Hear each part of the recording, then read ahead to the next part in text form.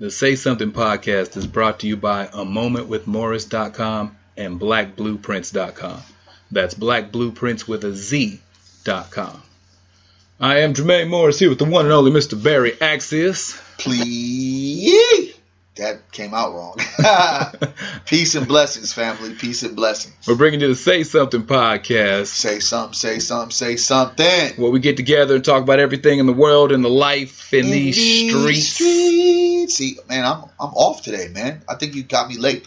Up too late, man. Need my rest. I'm going to Chicago tomorrow or today, so I'm tired.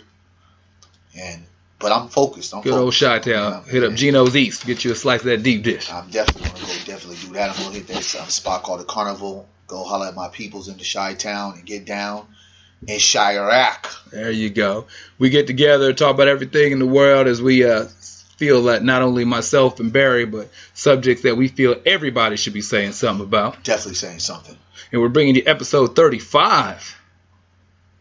Kevin Durant. Hitting you with that Durantula. The Slim Reaper. I guess I'm keeping up with the number game. Yes, hitting you with that Kevin Durant. That's episode 35. Getting up there. Yeah, we up there. We out there. I'm excited to see that we got our new, I don't know, we don't want to call it, it's a logo. We got our new artwork. Called artwork. And it's dope. Yeah, Brother Bowens, a.k.a. on Instagram, BB Sketch. Shouts out to the young bull. Yeah, brother out of Pennsylvania. Tremendous talent. Great artwork. Go check him out on Instagram. He's on Twitter's at BB Sketch. He does custom work. You can even purchase some of the work he's already done, stuff that he's got in his gallery. Incredibly talented dude. Yeah, he got me looking buff. You know, less grays. He gets you on the swole side of the game. Yeah, less grays. You know, I used to be kind of buff a little bit anyway. But, you know, not there as much now. But, you know, still got the shoulders a little bit.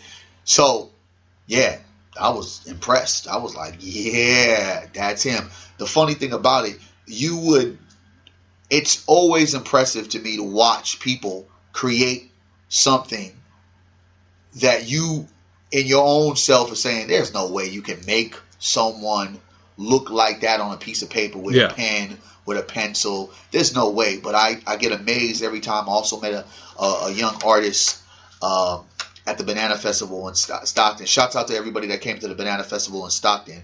And I have to really, really say some of you Negroes are a part of the problem because there was a lack of Negro support, but we won't talk about that today. But shouts out to everybody that came to the Stockton Banana Festival. We will be back next year.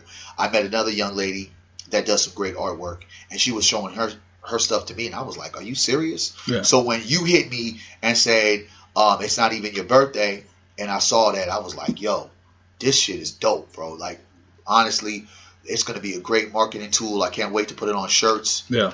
Can't wait to give them out and sell them at the same time. Yeah, because he's, and I give that talent, because it says he's based out of Pennsylvania. We're here in California. So what he could do with photographs, giving him pictures.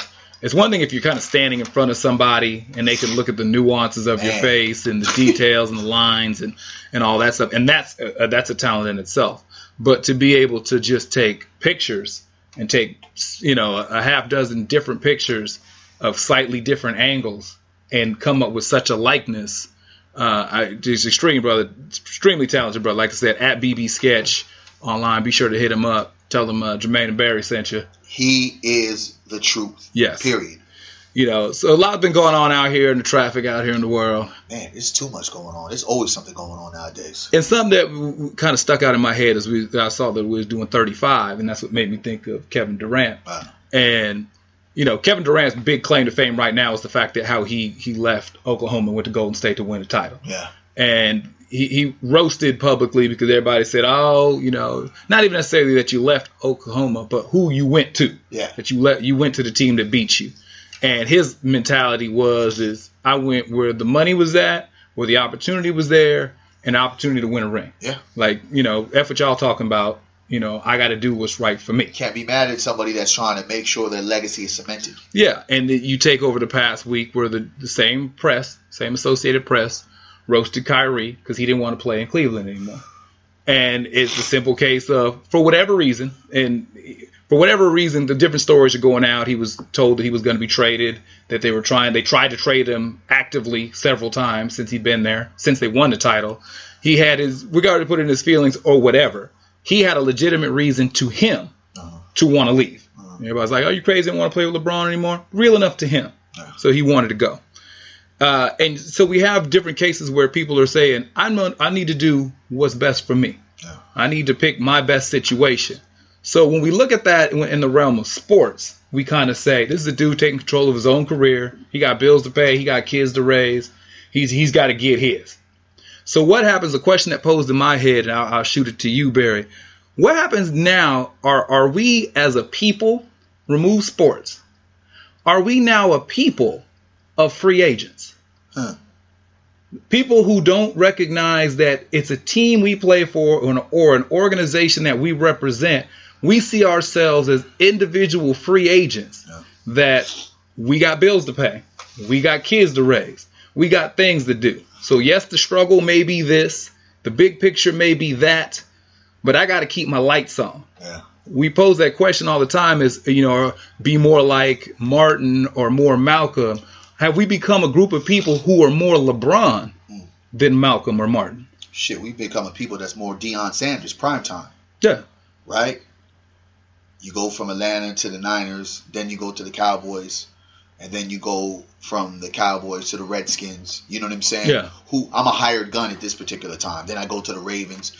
Whoever has the money to hire me to support, I'm going to do my thing, and I'm not going to think about a team. I'm going to think about an individual. But when you look at sports, when we talk about the Kyrie and how he actually got traded to a rival team, Boston, for Isaiah, and the Isaiah Thomas story all together, you see, one, there is really no loyalty in any kind of American-made sport, right?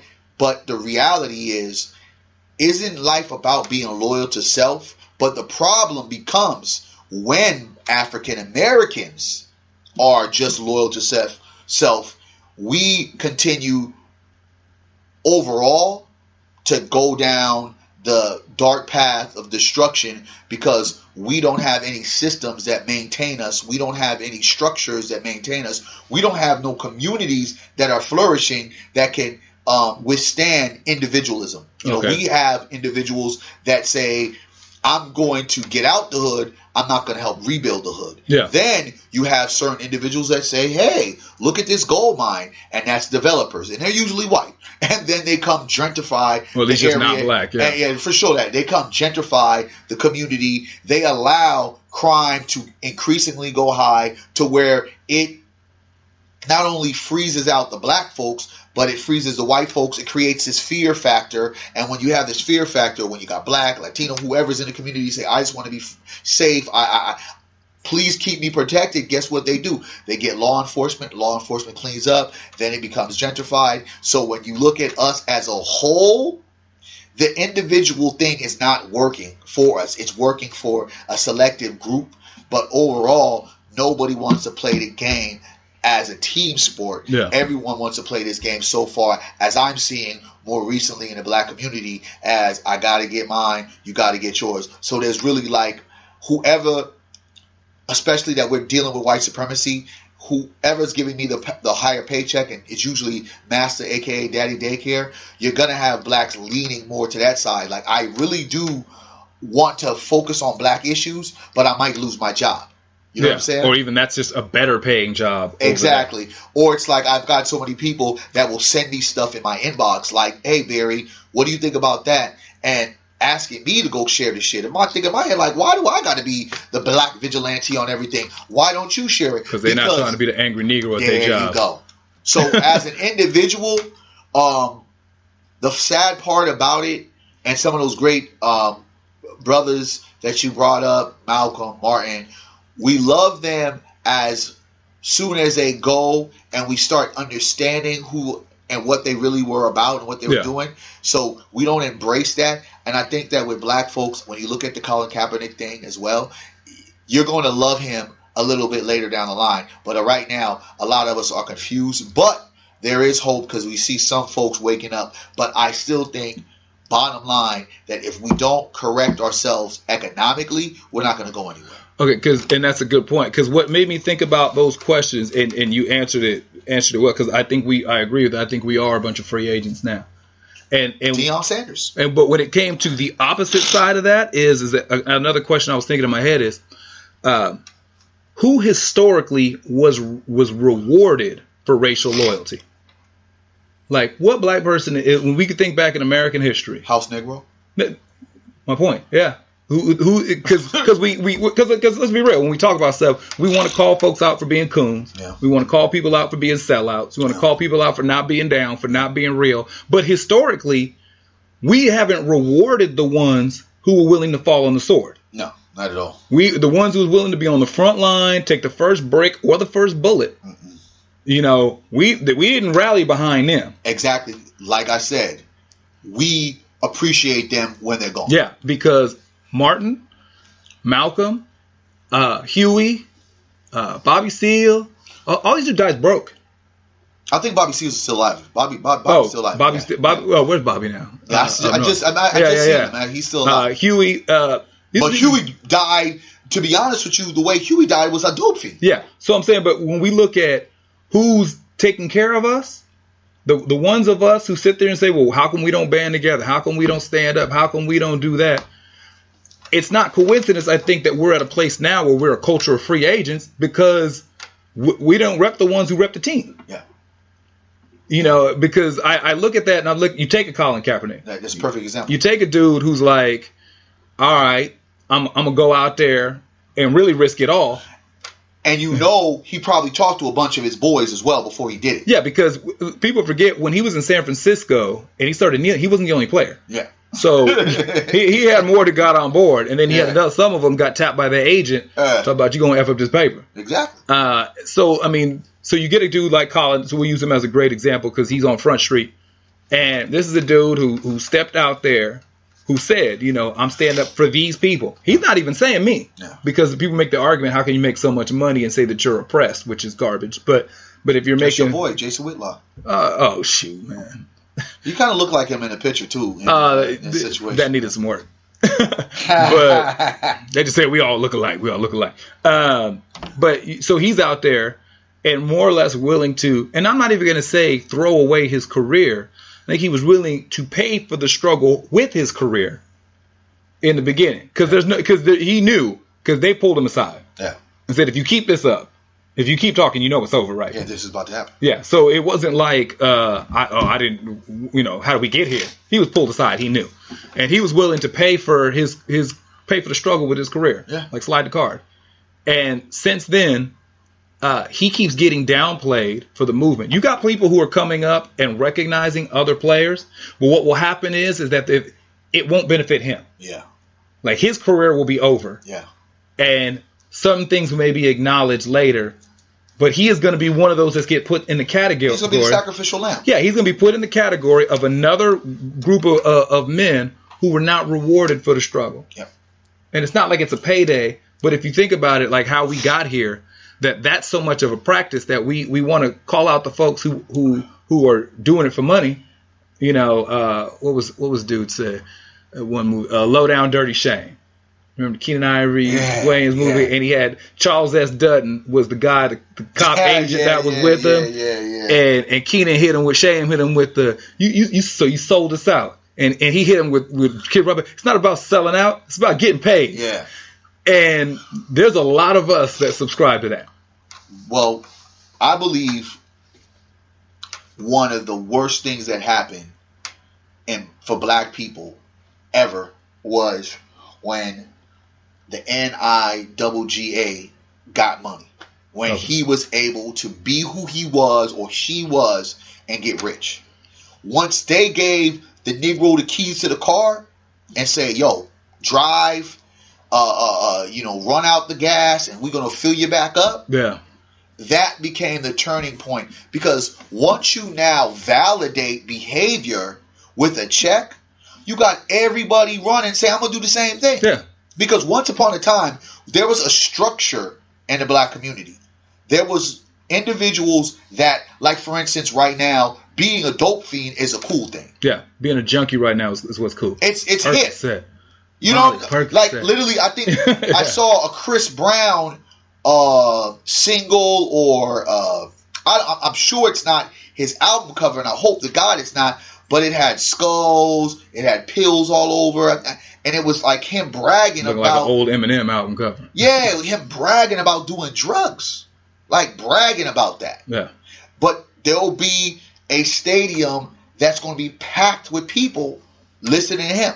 So when the Negro was allowed, or excuse me, the NIWGA was allowed to get that paper, whether it was sports, whether it was in music, get that long money. Not that short-term money, that long money without having to check in or without having to feel accountable for any of his actions. Yeah. That threw us more out the loop, because now that you have all this money, you don't got to be accountable to the community. You ain't got to be accountable to your brothers and sisters. You ain't got to be accountable to anyone that looks like you. You are now accountable to people that fix your tax bracket. Yeah. And more likely, individuals, when you get that money, why would you stay in the same place where you know these people are just like vultures and they see you and they're going to rob you? I'm going to go to the house in the hills. Yeah, that was something even Pac said that he hated while he was alive as he started to become successful. He said, I can move to the white area and I feel uncomfortable and feel trapped because I'm around all these white people. Nobody looks like me. He said, but I can't live where I came from because I have so much and they have so little. They always going to try to rob me. Look at the success rate of artists that still try to be hood and how long they last without being able to convert. Just recently, and shouts out to the homeboy, Keek the Sneak. My brother, worked with the artist, did a lot of work with him when I was in the music game. He got shot up again. In Richmond. This time it's real serious. So he's fighting. We're hoping for a speedy recovery for my brother, and hopefully everything goes good. I mean, I think it's like we're at day 3 of him still fighting, and hopefully everything. He's still there. Yes. I'm just hoping that he gets right. But again, perfect example. Here's a legend. Here's a Bay Area icon, literally. Yeah. And I would say we could argue, of course, a music icon in rap, because Bay Area doesn't really get its propers, and they'll never really appreciate what Keith did. Yeah, but we're here in Northern California. Yes, he's a legend out here. For sure, in Northern California, and very influential in the rap game, period. Yeah. Let's just be honest. Where you have him rolling the way he's rolling, Negroes don't respect the fact that he's done so much for the game. He's just another number. That's the part that is scary. Even when the Negro gets money, you are still a target if you still are moving in certain lanes. So with Kaepernick, looking at his situation, he becomes a target, because if you don't have all of your brothers banding and saying, this is what we're all going to do, because they are ready to risk it all, you don't have the strength and numbers that you need. But what ends up happening with the NFL and how they've played themselves is, instead of just finding some team to just bury them on the bench, saying, hey, well, Tampa Bay's pretty good right now, so you can't say Tampa Bay. But like the LA Rams, hey, do us a favor. Get him on your squad. Keep him there. Let him play. Cut him. You know what I'm saying? You cut him. Do whatever. Yeah, because people keep talking about all the horrible QBs need to replace, but it's the opposite. You keep on bringing and igniting this shitstorm as people now consciously waking up. Why? Because now effectively social media is on everybody's head. Yeah. And in the simple fact, people are waking up and getting pressure from other sides and saying, well, I am on the wrong side of history. Yeah. So in sense, individualism in the black community, it definitely hurts in the beginning. And sometimes it hurts at the end, but somewhere down that line, folks start to wake up. Hopefully for Kaepernick, it's not too late, but folks start to wake up and understand. Like, if we take this stuff on as letting this guy be an individual, it might be me next. And I think with this Kaepernick thing, we're seeing that individuals is like, well, shoot, how about if I do something wrong? Yeah, because the issue, so a good example of that was the Cleveland Browns. So, coach of the Cleveland Browns. We had our first white boy that took a knee, right? Well, along with that is that Hugh the coach, came out the week before Cooning.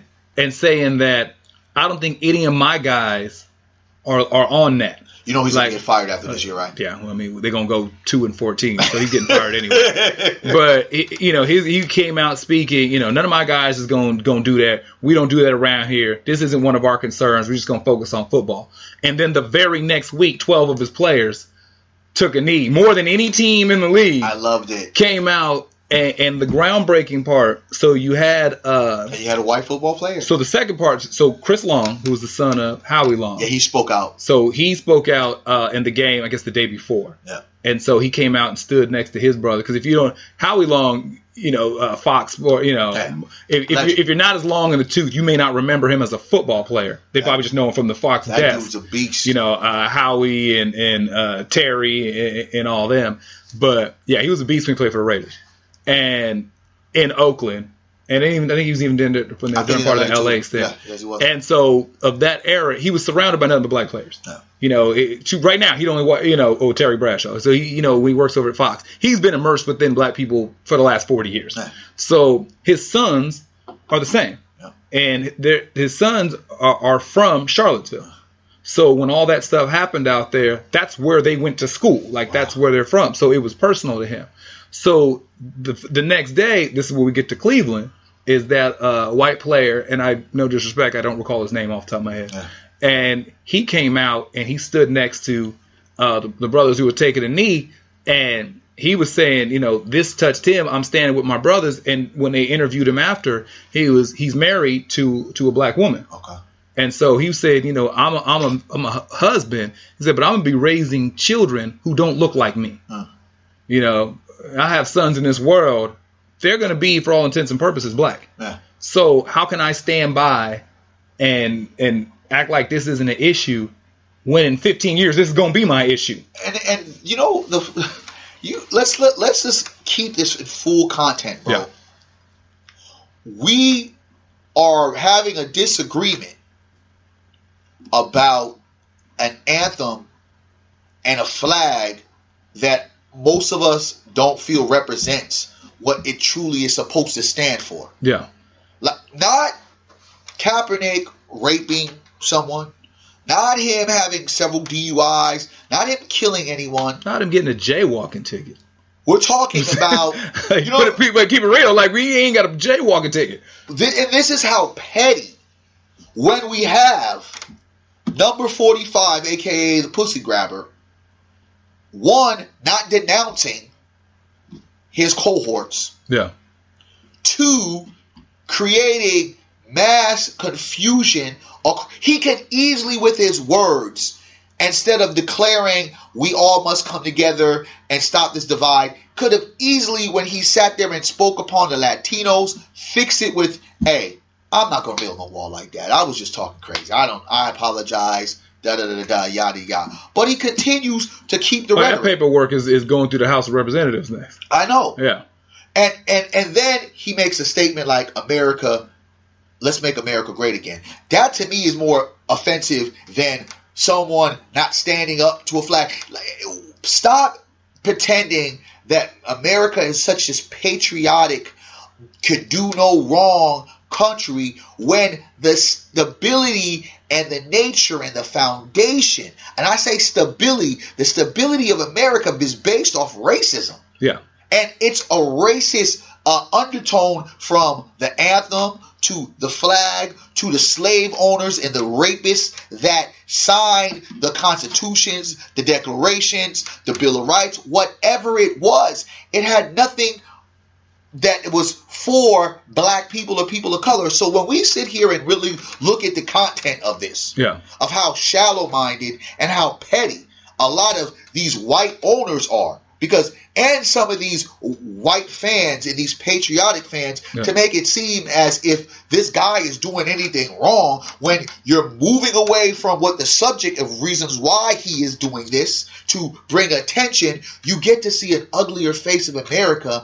And I have a problem with that because it's really not that deep. If he wants to not stand up, then let him not stand up, especially when we both know that at the end of the day that the military, use this as a device and is paying the NFL to do certain things like this to keep it going. Yeah, that happened after I believe it was 2009. Yes, they started as almost a form of a kickback to help out enlistment and for a campaign. But something going along with what you're saying. So something that Skip Bayless from Undisputed with him and Shannon Sharp, and something that he said that I hadn't really thought about, but really made sense when they were addressing that once. And he was saying, because Shannon gets real passionate. Like when Shannon get out there, he really talk like he ain't worried about getting fired. Yeah. Like that's a brother who speaks like, I don't need this check. So if you go ahead and let me go, I'm gonna speak my mind. And Skip had said something that I thought was interesting, and he said where he said this is just my white guy talking, so this is my perspective, whatever. He said, I think where the disconnect is that for black people, we're not 100% bought in on that because we're knowledgeable about the history. So like it just doesn't carry the same weight to the bulk. And of course, you can always find exceptions, so that's not going to go here nor there. But what he said the difference is, he said the way that white people view patriotism, that regardless of what your meaning is, regardless of what your fight is, what your cause is, even if you're right, anything that even looks disrespectful to that national anthem or to that flag will be drowned out because the white association with patriotism is so deep that way. Like you can, it's almost like to a devout Christian, if they watched you break up a crucifix. Now, if you're not a Christian, it's just two sticks together and it means nothing to you. But if you find a devout Christian and let you set a cross on fire or just break one up in a little piece and throw it in the garbage, they'll either break down and cry because their soul is hurt, or they may want to kill you. Yeah. Like it's just like that lane for a lot of, especially older, and when we talk about NFL owners, we're talking about 70 plus. Yes. So just because some people they get caught up in the generation gap. They keep thinking, well, I'm not like that, or my dad may not be. We're talking about your grandpa. Yeah. And grandpa came up in a completely different system. Yeah. And so, he said, when it comes to older white folks, he said, anything that has to do with that flag or that national anthem, it doesn't matter if you're right. It doesn't matter if your cause is just. It will never be heard because of that particular way it's being protested. And also because of the blood that has been shed, because of that delusion of we fought for freedom. And that's how they play, the mind games that they play. And we believe that white folks is out of their mind with this patriotism.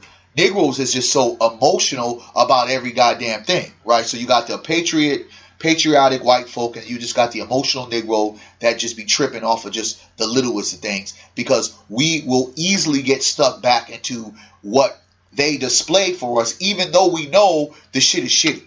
Yeah. Like, okay, I'm supposed to get $1.50, but they gave me 50 cents. So I'm just going to be okay with that instead of fighting for the whole $1.50. Instead, when you're told, well, that 50 cents is better than nothing, and then you start doing that math. But something that you were saying when it comes to the delusional part about patriotism, something that also Brother Tariq Nasheed, something that he had said, also another thing I never really thought about. But when you take it in the frame of how the society works, it makes sense. It says that within this system, white people believe that they own the way that patriotism can be expressed. Yeah. So totally agree. However, that system has viewed this is what shines and showing patriotism is. That's what it is. Anything outside of that, it's acceptable, like we'll accept that as a form of it, or it's not. Yeah. But this is the lane we've decided. This is what patriotism is. It's standing for the flag. It's putting your hand over your heart. Yes. It's saluting, taking your hat off. Yes. Anything outside, like if you just stand without your hand on your heart, we'll accept it. Yeah. If you put your hand on your heart but you don't sing along, we'll accept it. But anything that goes against standing, hand on the heart, or saluting is you can't be patriotic by their definition, because they feel they wrote the definition of what patriotism expression is. I wonder if a gay white man or gay white woman did this first, would it be this much heat?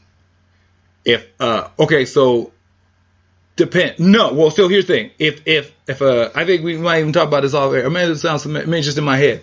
If a gay player, what's his name? Sam? What's his name? Marcus Sam? Michael Sam? Who's the guy that Rams? A black gay. No. But I'm just saying. So if a guy, just for an example, so if a guy like him who was openly, outwardly gay, like not a closet, because there's probably at least 20% of the league is closet, and then another 10 or 15% experimental.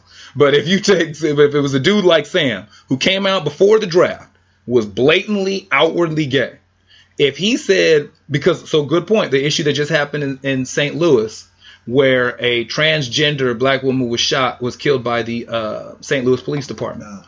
And so had it been an issue like that, and say he's a white player, openly gay, says, I don't like the way that the LBGT community has been treated by law enforcement, so I'm going to take a knee. The patriot, there would have been the first wave would have been he's anti-patriotic, but the second part would have been the history of LBGT backlash by the military, the don't ask, don't tell, all that stuff would have superseded that because it would have been justified. Oh, you're just saying this, he's not patriotic because you don't like gay people. Yeah. And you can see people who can make that argument back and forth, but you won't get people who say, I'm not saying he's anti-patriotic, I just don't like black people. I just think that really, I think that any black person, gay or not, it wouldn't have flown. It wouldn't have flown at all. White gay, then I think it would be a different story. Yeah, I honestly believe this whole Kaepernick thing is based on power. And the power of, Negro, we're giving you enough. Shut your mouth up and don't be heard. Stay right where you need to be. That's bottom line. Because when you look at American history, right? The tobacco industry, the cotton industry. Are you getting a check from Hanes? No. Fruit of the Looms? Philip Morris ain't cut me no check. What about Newport? No. Marlboro? All the same company. Okay. But what I'm I know saying, what I'm saying. Yeah. There ain't nobody dropped no new car off. Ain't nobody just said, hey, let me knock out your smut bill. But shouldn't the ancestors, descendants of slaves, shouldn't we probably get a kickback? Since that was some of the major, you know what I'm saying? What built America. These things, that was the major industry. Yeah. That built this capitalist society, and you have more people willing to forget about that part, but you have more people willing to say, well, because you have an opportunity to play this great game, you should be thankful and happy. Yeah. When in reality, I am appreciative of this, but there's things going on that y'all are definitely not hearing the people on the ground, so I gotta let y'all hear and feel me. So what I'm gonna do, I'm gonna play in the emotions of the people and say, I'm not gonna stand or sit, I'm not gonna do whatever. I'm going to, I guess in your eyes, disrespect this flag, but it's not meaning the same thing that it means for you. And I think that when we deal with these situations, it is okay, and I want everyone to hear this that's listening, it's okay to be different. It's okay for us to disagree. We don't have to like the same things. Yeah. Why does it have to be a moment to where it's like, well, no, you have to, just because it's a symbol that you feel something about and feel some way and have some emotional connection to, or feel like it's symbolic to something, where I may not feel that way. And I have the right to say, don't really feel like that. Like I have the right, if they're praying, to say, don't really want to pray. It should be my right to say that if I'm not feeling it, you cannot convince me and try to coerce me or make me feel bad or blackball me because I've pushed an issue. And I think that is always the reason why race will be a problem, because honestly, white folks don't get it and blacks don't want to do enough about it. And when I say that, whites don't get it, because if you are telling me that you don't think there's a problem with black folks walking around here with no kind of reparations, no kind of kickback, even though people argue with me sometimes about the Indians and, well, not all Indians have it, I don't care. There's some Indian tribes that got kickbacks on these goddamn fucking casinos. Yeah. We don't have a kickback on anything. It's not, you can't say that, okay, maybe all, 52 tribes didn't get it, but 37 did. But you know what I'm saying? Like, yeah, I mean, literally, bro, there's not even a plan. You can't even say that there's not even conversation. 2 black dudes didn't get nothing. Yeah. There's not even a conversation. And here we are on major industries that strived off the blood, the sweat, the tears, the genocide, the rape, the killing of our people. And it's just like we're wearing the under rules right now. And no one cares about that. But yet still, folks are focusing on a fucking flag. Okay, so I don't think it's a question of like white awareness is... White what? White awareness. Fuck up. No. White awareness in the sense of how much you pay attention. So it goes in with the dude from Cleveland. So something writing, I'll shoot it over to blackblueprints.com. It'll be at a moment with Morris.com too. So something we're writing on now. Okay. And it's thank you. Finally. I'll shoot it to you. And it's in 5 months. The way I'm working on it, it's affected affection. Okay. So the whole thing of what are you aware of is relative to your life. So the dude who plays for Cleveland, he's got affected affection.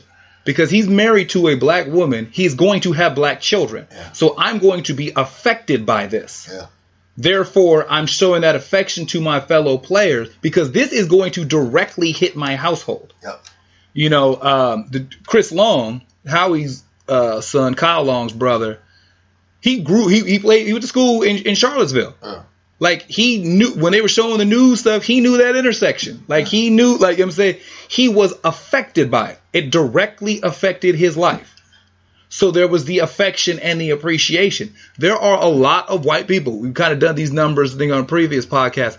There's roughly, 48 million black Americans. So across a nation of almost 350 million people, about 48 million black people. Just to put that in perspective, there's roughly 53 million Californians. If you took every black American and put them in the state of California, I always joke and say, you got to borrow 5 million Mexicans to make up the difference. There's just not that many of us. So when you scatter us nationwide across 50 states, there are a lot of white people that in their day-to-day life don't have an interpersonal relationship with a black person. Don't have to deal. There's somebody who may work down the hall. There's the dude who works at the store. There may be a waitress at their diner. Yes. But when it comes to a personal relationship of I know they wife, he knows my husband, our kids play with each other, there are millions and millions of white Americans who have no direct A to B with black people. White folks don't have to have black management if they don't want to. So why I say the affected affection, that it's not necessarily if there's when you ask a white person, is there a race issue in America? In their world, no, because it doesn't affect. Because I had this conversation with my brother and one of my brothers, him and his wife, they got 8 kids between the two of them, and he worked for UPS. And I was making the comment to him about how he lives in an analog world. Like, as opposed to digital, like, all the new stuff. He don't know nothing about that. Either he's raising little kids or he works in a job that's, factory based, And so I said, there's all kinds of things that go on in day-to-day life that just don't affect you. Yeah. He's like, he don't care what Snapchat is. He don't care about, new apps for this. It has nothing to do with his 24 hours. There are a lot of white Americans who that's the case. Black struggle has literally nothing to do with how they spend 24 hours out the day. But I also will challenge you on that. I feel a lot of black folks are feeling that same way. Well, and that's where we go into the free agency. That's where I was going with that. So if you take all these millions, and it's not the small town, middle America. No, across the board. Millions upon millions of white Americans don't have a personal relationship with black people. They just don't. So if they're removed, that's why I say the white awareness, it's not necessary because they're not personally affected. So they're out the game in the sense of they don't have a horse in this race. So unless you're saying or doing something that then does affect them, like, okay, well, he's disrespecting the flag. Oh, my dad served. Or he's anti-law enforcement. Well, my brother's a CHP. I don't like that guy.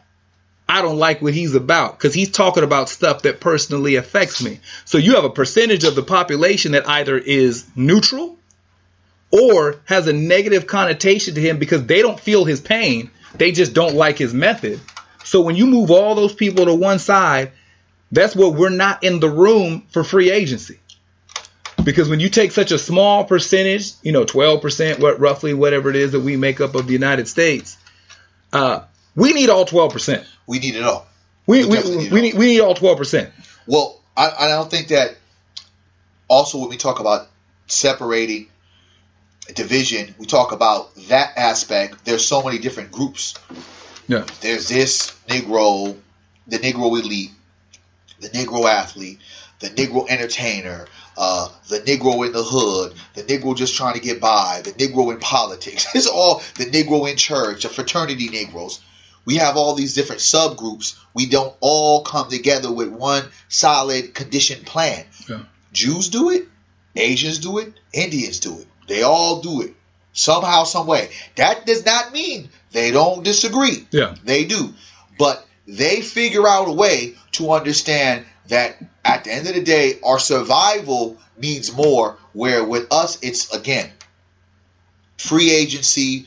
I got to get mine. You got to get yours, and also like it's tough sometimes to be in this position of blackness. Okay. Because when you're in this position of blackness and you're doing so much pushback, you definitely understand that one, unless something hits and something clicks, right, you're not going to get the amounts of money. Now, if you're a lecturer, okay, you probably make a little bit of bread. Yeah, you can tour, you can make money. But at the end of the day, slanging books, DVDs, lecturing. If you're a lecturer that's dangerous, like a Martin and a Malcolm, that I think is a different kind of lecturer. And regardless of all the lecturers that we have, and there's some phenomenal ones, I don't think there's those ones that really push the issue and really are on the meter.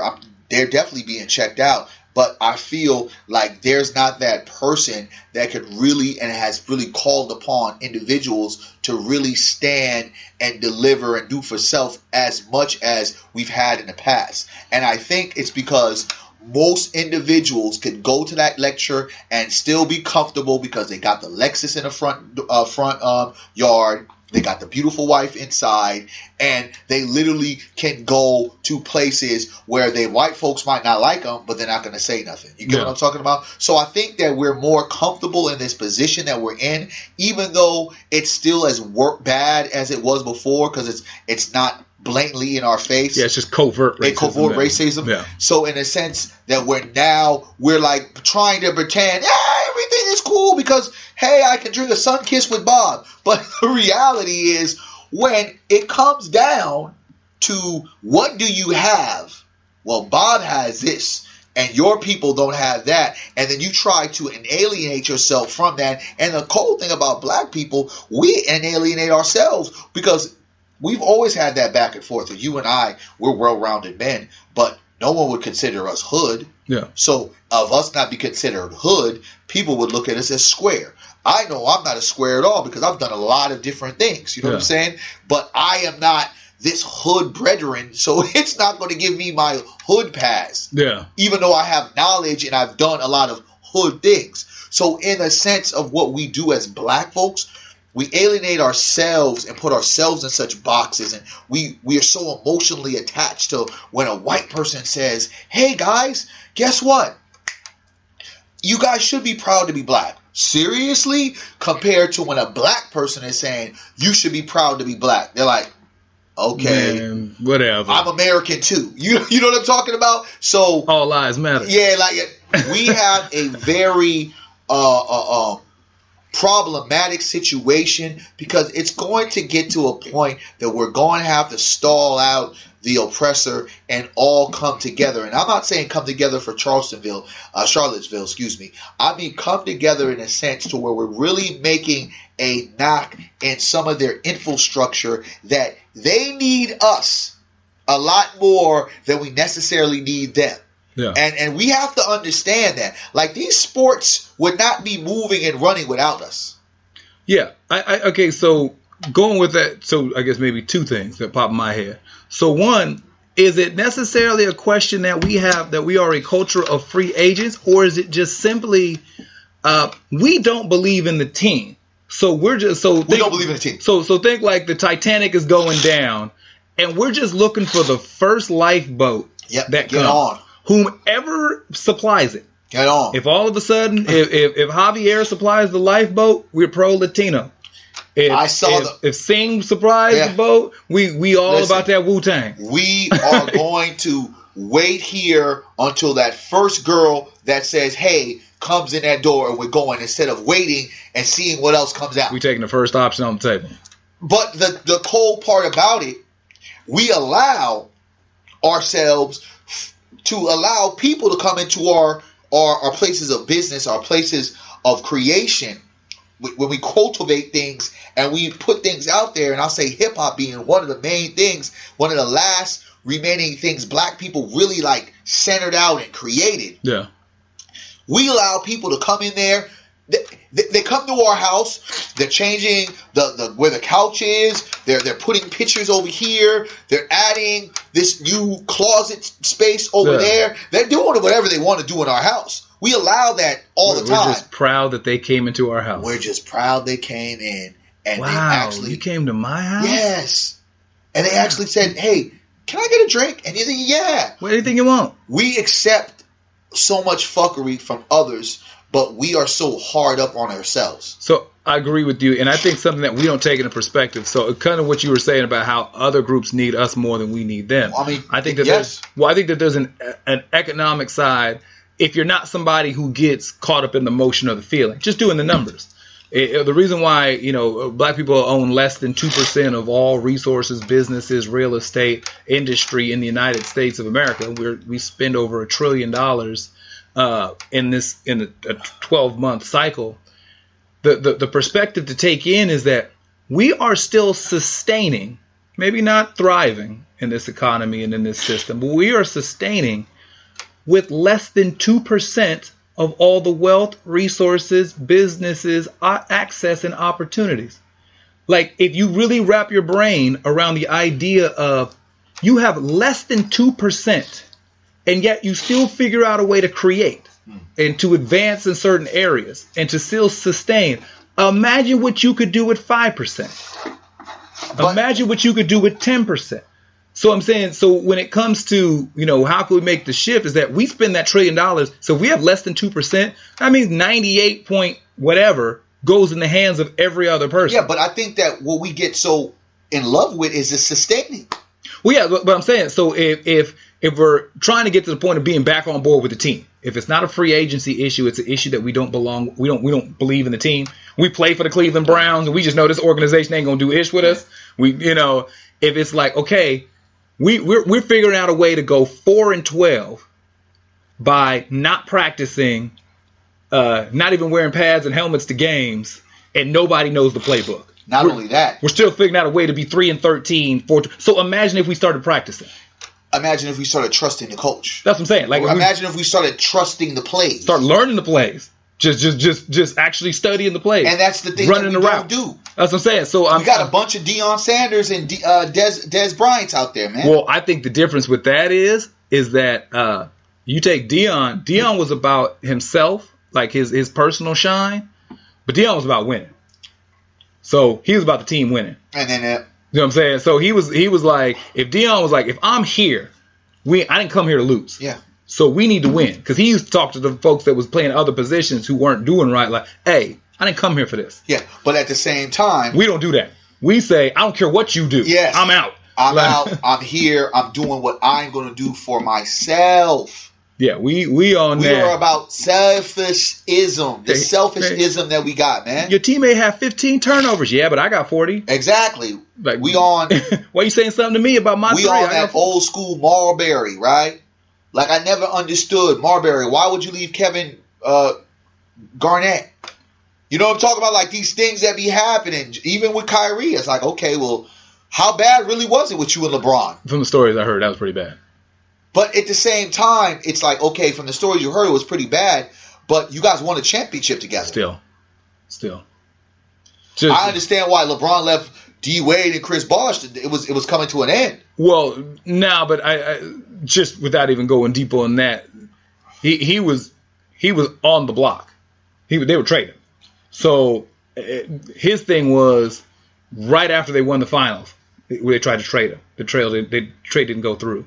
They went back and had to trade him again. and that trade didn't go through because the team wanted a little bit more than they wanted to give. Everybody cleared the trade. And then the last trade was if LeBron had agreed to stay, they'd have traded him. If they could have got LeBron to commit to staying long term, Kyrie was traded that day.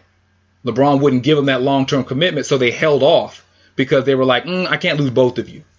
That trade got back to Kyrie. He's like, y'all have been trying to get rid of me since we won the championship. And then you are saying that you my boy, and you look at me dead in the eyes, and you don't say nothing to me. Like, in that case, if I show up to work every day and I keep hearing that everybody is actively trying to fire me, I get it.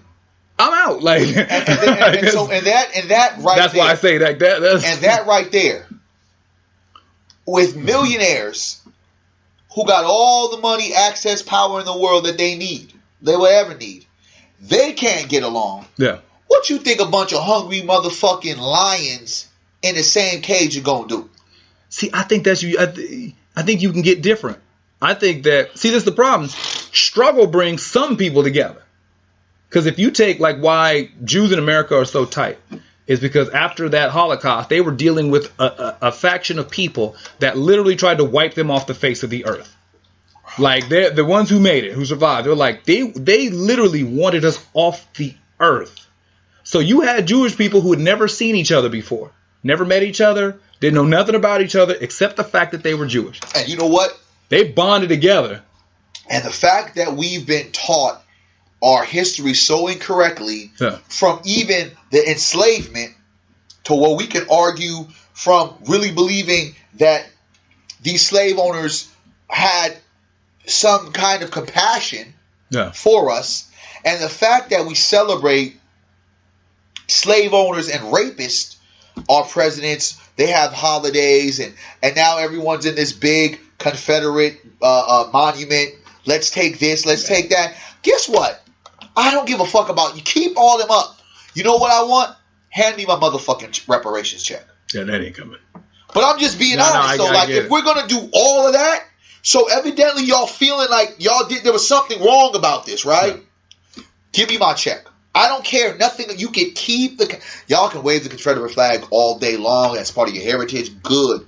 Give me a check. That's all I care about. So I just have an issue with us constantly allowing things to interfere with the mission at hand. And that mission at hand is collectively coming together and building our own infrastructure, collectively coming together and supporting individuals when they lay it on the line. Stop always being frustrated and getting butthurt because individuals think differently than you. If it all makes sense for the build of the community, let's all figure a way to let bygones be bygones and work. Because I think that something that goes with that we talked about before, like who benefited from being racially loyal? Yes. Nobody. Like, when you put it on the line for the team, you get the shaft. Charles Barkley benefits from being racially. No, but that was my next point. I'm saying, look at all the people who benefit from being racially disloyal. Yeah. So if I'm telling you, if you pull a Kaepernick where you're willing to risk it all, you're just gonna have to give it up. Like he like I say, he didn't lose his job in the NFL. He paid for the struggle with it. He took his livelihood card and slid it and said, "This is the cost for the struggle. All right, run that card." He paid for the struggle with his career. But if you look at all the people out there who are literally getting paid to be disloyal. Paid to be that dude who's in the crowd with Trump talking about, blacks for Trump and Trump in 2020. Paid to be the ones that come out and denounce brothers coming together and instead, like I said, there are dudes who are literally getting, hey, look, we need you to get out there because we need to get in front of this. You can tell them PD conversations with them program directors, look, okay, we need to get ahead of this. Yeah. We can see we're starting to get some issues. We need somebody that the people can relate to. Come on, Ray. And then there's not enough black rage on certain things. ESPN puts out an episode that's basically like a the slave auction. The slave auction for fantasy football. I don't freaking care if there was some white players on it. We know what that means. We know. Get Out. The movie Get Out. It was the same scene. Show that scene. It was the same scene. And it made everyone flash back. And then you got certain Negroes always saying certain slick shit And you ask yourself, like, how is this motherfucker even walking? Like, who is in his family? Like, how is this Negro not getting checked? And then... Well, the answer to that is that he's the one who keeps the lights on. Keeps the lights on. Then you have a constant array of disrespect towards our women, towards our kids, towards our men. It comes to a point that black folks, if we don't man up, get together, be accountable, stop allowing daddy daycare to dictate everything that we do, everything we say, stop continuing to bring individuals in our struggle, stop trying to create all these allies, and they now mix the struggle into something that they want to just tag on, because guarantee you the gay rights struggle would have been nothing for a civil rights struggle had it not come before, right? And our civil rights struggle should have never been about civil rights. What's civil? It should have been about human rights. It was humans being freaking murdered, being hung. And I think, again, going into the fact that we have incorrect history analysis on what and why we're at this point, Jews are being taught every day accurately what went down. No shade about it. No. Where the Negro, again, we go back to the president, we go back to just the moments of Malcolm X and Martin Luther King, Black Panthers, everything is diluted. I was taught the Black Panthers were bad. Yeah. Right? They were troublemakers. And then... The Nation of Islam's a hate group. Yes, and then you go into where you have these KKK groups not dismantled. You have silly Negroes who's walking around here like the guy you talking about, the black. I saw him, and I'm like, is he fucking serious right now? He's cashing his check. You always be able to find that one guy that's ready to sell his soul, and that becomes the Negro problem. But that's what I'm saying. When you talk about who benefits, dudes like that, saying they had those two sisters who was coming out when Trump was campaigning, who were at all the rallies. There's two short, heavy-set sisters who were pro-Trump the whole nine until he got elected. This is the dude who's out there now campaigning in Arizona. We keep selling ourselves short. You know, this free agency grab is great if you play in the league. It's horrible if you're playing in life. And, you know, about being aware of the stuff that's happening. We ain't going to get we 12%. When we can't do it with 2. We're getting by right now off of 2% of America. 2% of the resources, 2% of the real estate, 2% of the industry, 2%. We're getting by off of the 2. We're living off of 2%. We 2% milk. Like we getting by on 2% anything. Like you can't sustain. Like you can't make it. You can't thrive. And we got to get to the point where we tap back in. And like I said, if we saw what 5% looked like, I think if Black Americans saw what 5% ownership looked like, it would go from 2 to 5 to 10 to 20. But I think there's not enough folks that are in those positions teaching. And I honestly believe that we have become, I think sometimes we become too okay with the struggle. We damn sure comfortable with the struggle. We become too comfortable with being resilient. It shouldn't be a comfortable feeling like, all right, you know, here's another thing. I don't want to hear that. Like, I don't want to hear, well, our heaven is in when we go to the Creator. I want to get some heaven over here. Yeah, I want to be able to go to a community of black folks here in California that's fluent, just like when I go into the community of white folks or whoever that's fluent, bro. Like they're walking their dogs. The park looks nice. I mean, there's no mad weed being in the air. There's no. It's not a noise that's filled with confusion and just distress. It's a calm, cool, it's a distinguished kind of feeling and air that you see and you hear. Like I go to these communities, bro, it's totally different, dog. PTSD free area, yeah. And then the fact that we can't even deal with each other to the point where if we have a disagreement, let's just talk this out. It always got to be more. It always has to go to the next level. Yeah. All the stuff that we deal with on an everyday basis with our young people and all the crime that is happening. And I'm not saying other folks don't have crime, but it's highlighted so much. And if there is 2.5 million people in prison and about 1 million of those are black folk, that's an issue, man. Yeah. It's a big issue. So it's got to be time for us to strike and not be okay with struggle and not be conveniently all right with just being resilient. We want to be able to flourish in this world, man. Because when we look at this team that we play for, and as much as we may all want to say we all on one team, we ain't. We may all play for the same league, but there's teams in San Francisco, teams in Atlanta, teams that there is a little bit of breakup. There's a little distinguishing difference. But the fact of the matter is, as Black Americans in here, this whole idea, this notion that everybody just wants to get their LeBron on and take care of me and my household. I'm going to take my talents over here and kind of forget what happened to y'all. Yes, sir. I'm going to Durant it over to Oakland, and I'm going to take care of me, you worry about you. And that kind of mentality is literally killing us. That though we have to start standing behind the people who are willing to risk it all for us and actually give people a reason to step on out. And we have to start doing something about the ones that do not have our future and our best history, best intentions within our community, the ones who are willing to sell us out. And that's the ones who are willing to sell us out on CNN versus the ones who are willing to sell us out on MTV, the ones who are willing to sell us out on everything from hip hop music to videos to movies to whatever. In the streets. I'm saying we got to start denouncing them for the damage that they're doing, and we need to start being better about supporting the ones who are trying to make positive change and make things better. Because these things are happening out here nationwide. It's not a regional thing, and until we get this under control, the situation is only going to get worse. Like I said, we operating off of 2%, and we are barely getting by. 5 would be a lot better, but we don't want it to get to 1.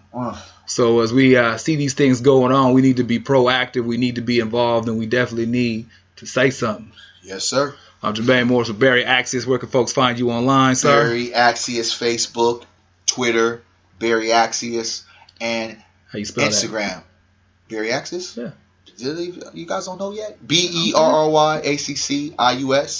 And at Instagram at Team Void. And I'm back on my Twitter hype, so follow me. I'm Jermaine Morris on Facebook. Every other social media platform is at JMorrisCEO. It's been another episode of the Say Something podcast. Get better, Keith. And until next show, we will holler at you later. Yes, sir.